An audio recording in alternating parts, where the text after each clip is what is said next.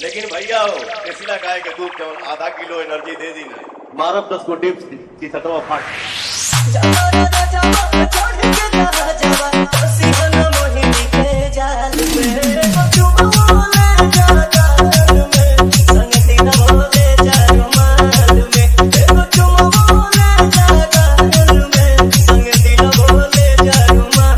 Aditya Pro,